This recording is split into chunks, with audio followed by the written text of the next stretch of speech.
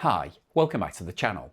In today's episode, I want to talk to you about what's happening in the Russian economy because we've just had a major announcement from the Kremlin itself that things are slowing down far more rapidly than they expected. And honestly, when you start digging into the details behind this announcement, the picture becomes pretty concerning.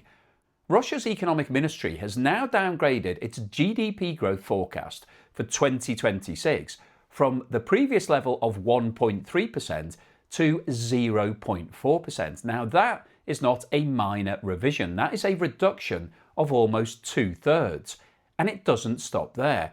The forecast for 2027 has also been slashed from 2.8% to 1.4%. So basically it's been halved. And even looking all the way ahead to 2029, Russia is now only projecting economic growth of 2.4%. Now, to put all of this into context, the Russian economy already contracted by 0.3% in the first quarter of 2026. That was the first quarterly decline that we've seen since 2023, so for the last 3 years. So we're not talking about a slowdown from a position of strength. We're talking about a major forecast downgrade on top of an economy that's already shrinking right now. And what makes this even more significant is that these numbers are coming from the Russian government itself. This isn't Western analysis or NATO or anti-Russian economists. This is Moscow admitting that the economy is slowing sharply. And once governments start publicly acknowledging weakness, it usually means the real situation behind closed doors is even worse. Now, before we get into the details on all of this, could I ask anybody that hasn't subscribed yet to please hit that subscribe button? It really does help me with the algorithm and also puts a smile on my face. Now, what makes this story even more interesting is the political backdrop to all of it. Because just last year, Vladimir Putin reportedly instructed officials to ensure that growth resumed strongly in 2026. And according to recent reports, he actually rebuked senior officials over the slowdown in the economy and demanded new measures to support growth. So this latest announcement is essentially the government telling him it's not going to happen, not this year. And I think that's why this downgrade matters so much, because it's effectively an admission that the economic model Russia has relied upon over the last few years is starting to run into serious problems. Now, officially, Deputy Prime Minister Alexander Novak has described this slowdown as a cyclical correction. But honestly, when you actually look at the numbers and the wider picture, that explanation doesn't really hold up particularly well, because what we're seeing here looks much more like structural weakness beginning to emerge across multiple areas of the Russian economy simultaneously. And the first major problem is what analysts are now calling the wartime spending hangover. Back in 2023 and 2024, Russia actually posted surprisingly strong GDP growth numbers of around 4%. And the Kremlin used those figures as evidence that the Russian economy was resilient in the face of sanctions. But here's the thing, a huge amount of that growth was driven by military spending. The government pumped enormous sums of money into arms production, military factories, logistics, ammunition, equipment, and soldier salaries. And in the short term, that absolutely creates economic activity. Factories become busier, employment rises, industrial output increases, and GDP goes up.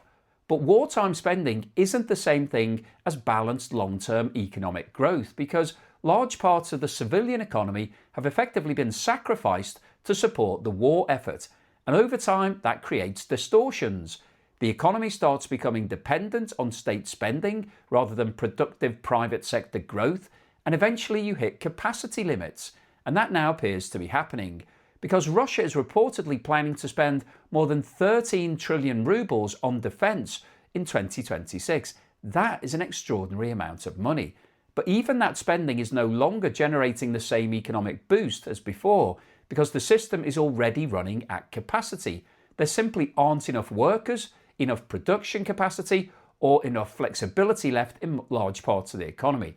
And that's why growth is now slowing despite enormous military expenditure continuing.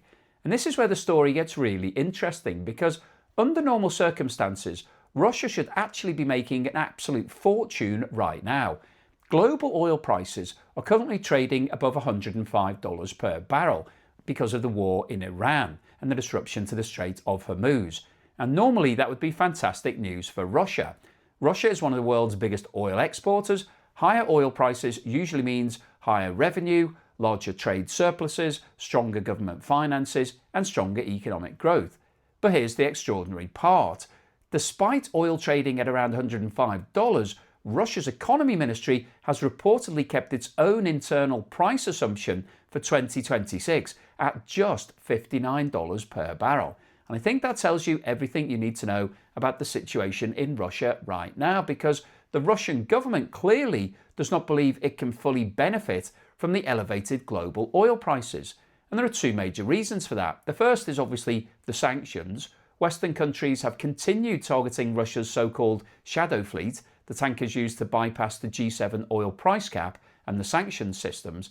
And as a result, Russia has often been forced to sell its oil at substantial discounts compared with global benchmark prices. At various points, Russian crude has reportedly traded at $40 per barrel, even while global prices were significantly higher. And according to recent reports, Russian oil and gas revenues fell sharply last year, coming in at around 2 trillion rubles below budget expectations. Now, the second issue is arguably even more damaging: Ukraine's drone campaign against Russian oil infrastructure.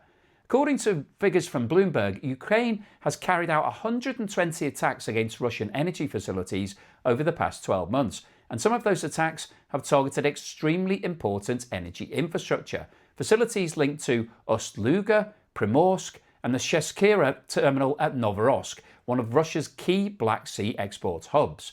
And the result of all of this is that Russia cannot reliably export and monetize oil production in the way that it once could. So despite high global oil prices, the actual benefit flowing into the Russian economy is far more limited than many people realize. And according to Russian analysts, hopes of an oil windfall from the Iran war are now unlikely to materialize. The government clearly seems to agree with this viewpoint, because they've only kept $59 in their budget as the price for Russian oil. And if Russia genuinely expects to benefit from the higher prices, then it would have increased those assumptions. Now, there's another major issue developing here as well, and that's interest rates. To try to control inflation, Russia's central bank raised its interest rates last year to 21%. Now, just to put that into perspective, interest rates in the UK are currently sitting around 4%, and in the USA, similar sort of figure. So Russia's borrowing costs reach absolutely extraordinary levels. Now, since then, rates have reduced and they're currently sitting at 14.5%. But even that is incredibly restrictive for businesses and consumers, because if companies are borrowing money at those sort of rates, investment becomes very difficult and you can't get a return on it. So expansion slows down, construction slows down, business lending slows down, and reports suggest that corporate bankruptcies in Russia have risen by around 20% so far this year. At the same time, inflation is still running well above target. Annualized inflation during the first quarter of 2026 has reportedly remained at around 8.7% compared with the official figure of around 6%. Food prices are up by around 20%, services about 14%, and fuel is up by 11%. So ordinary Russians are being squeezed from multiple directions simultaneously. And this creates a really dangerous economic trap, because if the central bank cuts rates too aggressively, inflation could surge again and the ruble could weaken sharply. But if rates stay high, economic growth continues slowing and more businesses come under financial pressure. And according to recent signals from the central bank, the rate-cutting cycle may now be nearing its end, which means Russia could be stuck with relatively high borrowing costs for a long time. Now, at the same time that all of this is happening, Russia's budget position is deteriorating rapidly because military spending remains enormous, oil revenues are under pressure, economic growth is slowing, and tax revenues are weakening.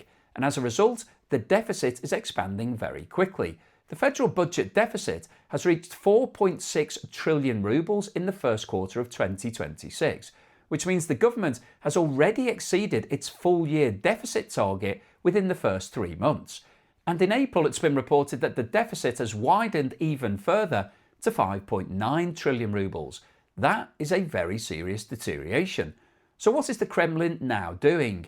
Well, it's raising taxes, it's increasing borrowing, and trying to squeeze more money out of the domestic economy. VAT has been increased from 20 to 22% at the start of this year. Additional levies have also been introduced on some imports, and the government is now expected to borrow an additional 5.5 trillion rubles domestically through bond issuance. But this creates another problem, because as the Russian finance minister recently stated, the more the government borrows, the less room the central bank has to lower interest rates.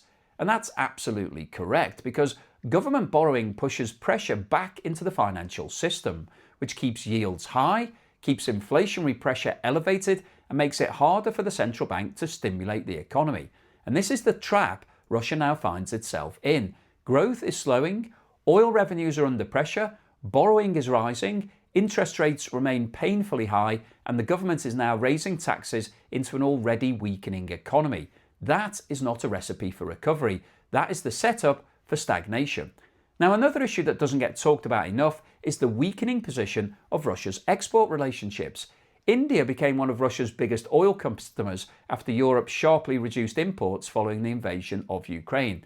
But reports now suggest that India is cutting back on all of its Russian crude purchases under growing pressure from the United States. And some estimates suggest India's share of Russian exports has fallen significantly. So Russia is increasingly facing pressure, not just on price, but also on market access itself, partly as the result of the secondary sanctions. And when you combine all of these issues together, high interest rates, falling growth, rising deficits, inflation, sanctions, infrastructure attacks, weaker export revenues, and a war economy running at full capacity, you start to see why the Kremlin is suddenly downgrading its forecast so aggressively. Because 0.4% growth is essentially stagnation. That is not the sign of a booming wartime economy. That's the sign of an economy that's starting to grind to a halt. And once growth disappears, all the underlying structural problems become much harder to manage. Budget deficits, regional debt, corporate failures, banking stress, currency pressures, living standards, social spending. Economic growth hides a lot of problems, but when growth slows sharply, those problems suddenly become very visible. And I think that's why this latest announcement from Moscow is actually far more important than most people realize, because for the first time in quite a while, the Russian government itself is openly acknowledging that the economy is entering a much more difficult phase. And the really big question now is this: can Russia continue financing both the war and the domestic economy at the same time without eventually triggering a much larger financial crisis? Because right now, the cracks are clearly starting to appear. So I'll keep you posted on any further news and developments, but hopefully you found today's video useful, informative, and most importantly, thought-provoking. If you've liked what I've said, or maybe you didn't like it but you thought it was interesting, then please give me a thumbs up. Please subscribe to the channel if you haven't done so already. My competition to win my property or a cash alternative prize is now coming to a close. So if you want to get involved, then click the link in the description below or scan the QR code on the screen now. Limited amount of time left, and I've got some great deals on the go right now. I'd like to also thank everyone that's supporting me in other ways. If you've bought me a coffee or sent me YouTube super thanks or signed up as a patron or a member, thank you for that support. Really do appreciate it. Helps to keep me focused and making as many videos as I can. Just wanted to remind you that Joe Blogs Russia has now been set up. It's live. There's a link at the end of today's video that will take you through there.